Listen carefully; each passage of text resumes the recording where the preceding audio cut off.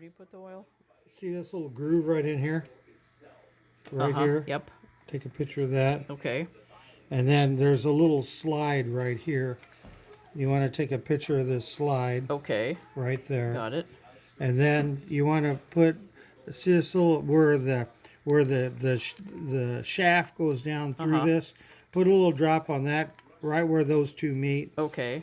And then here, there's actually where these two mesh up. You see this little porthole right here on? Yep.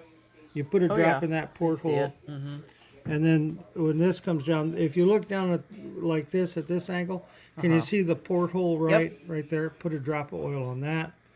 Okay. And then you want to put a drop. This slides back and forth. Do you see how this kind of is cut back so it slides in there? You want to put a drop of oil right down in there. But where this is called the needle bar shaft. You want to put a drop on that shaft. Okay. And just a good dollop, just a good drop, and that will actually spread out. And so this is lubricated. And then you want to put a drop on this shaft right here. That's the pressure foot shaft. And you see how that moves up and down? You want to put a drop of oil on that. And how often do you do that? Maybe once a year. Oh, okay. So, okay. And if you, one thing I'm going to tell you though, this little lever right here, this is the normal disc straight stitch zigzag.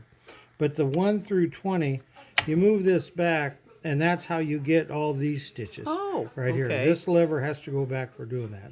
But if you're doing straight stitch and zigzag, you can actually leave it on 1 and 20, and this will work. But one thing I'm going to tell you, you see this thing right here, how that moves back and forth. Oh yeah. You don't ever put any oil on this. Never oil that. Never oil that. Okay. And I'll tell you why. That oil will dry up and it gets kind of gummy. Oh yeah. And I can't tell you how many of these 830s I've seen where you come in here and this won't move back. So that and little forth. white thing, don't put oil on that white thing. Here, you can see this. Yeah. This right here, how that drops in that shaft. Okay. When it pops in back and forth like that, you know it's perfect. Okay. And you'll know if you do oil it.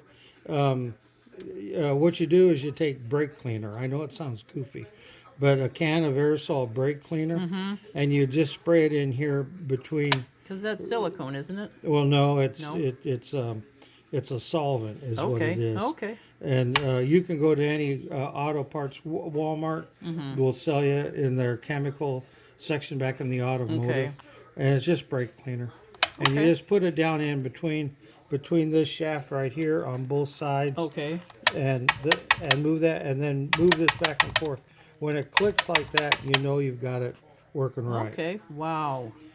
So you've got that, and the bottom half doesn't really need to be lubricated. Okay. Wow.